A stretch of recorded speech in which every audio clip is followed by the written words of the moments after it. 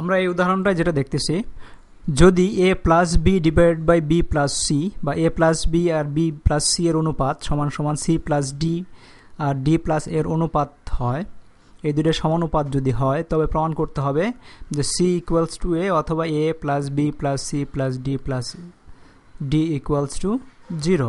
তো এটা করার জন্য আমরা সমানুপাত রূপান্তরের যে জিনিসগুলো আমরা শিখেছি এর আগের ভিডিওগুলোতে সেটার একটা ব্যবহার করব।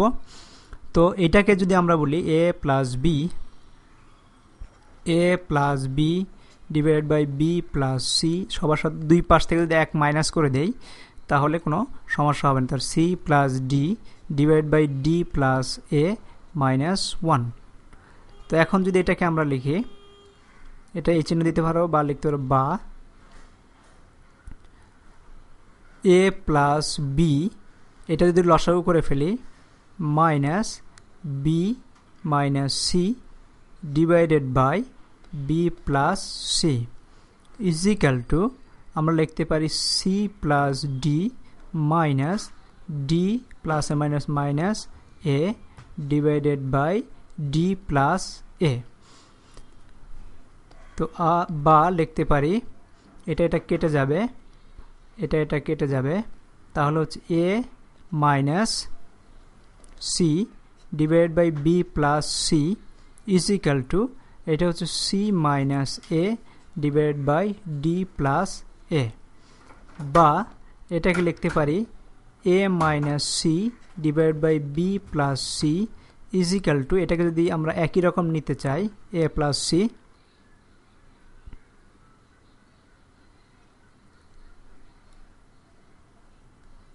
এ মাইনাস সি, তাহলে এটা মাইনাস এ মাইনাস সি লিখতে পারি ডিভাইড বাই ডি প্লাস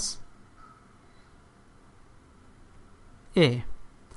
বা আমরা এই মাইনাসটাকে এটা যদি এই পাশে নিয়ে আসি, যেহেতু আমাদের সমাধান করতে হবে, সেই অর্থে আমরা যদি এইভাবে নিয়ে আসি A minus C divided by B plus C plus A minus C divided by D plus A equals to 0। তো এখন আমরা কমন নিতে পারি এ মাইনাস সি,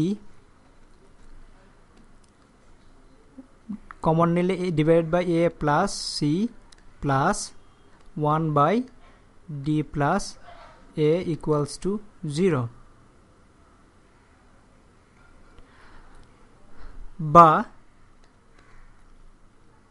আমরা এখান থেকে করতে পারি, যদি লসাগু করে পড়ি এ প্লাস সি ইন্টু লসাগু গসাগু করলে এটা চলে আসবে D plus A plus B plus C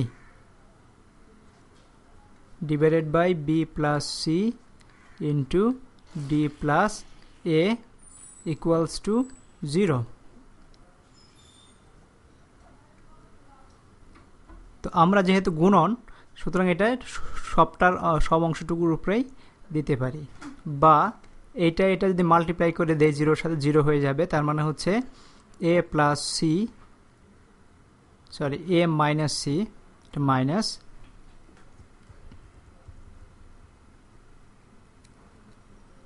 এটাকে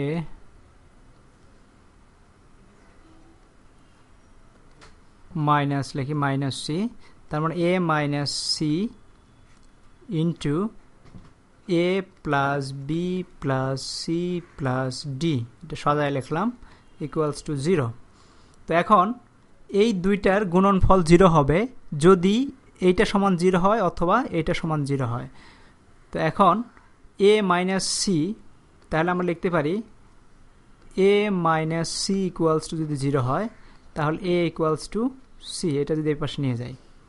আবার যদি A plus B plus C plus D equals to যদি 0 হয় তাহলেও হয়ে যাবে। তার মানে আমরা প্রমাণ করে ফেলেছি এ ইকুয়ালস টু 0 অথবা A plus B plus C plus D equals to 0 হবে।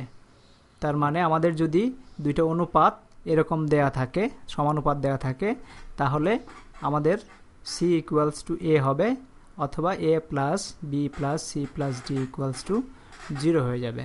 তো এটা প্রমাণ হয়ে গেল।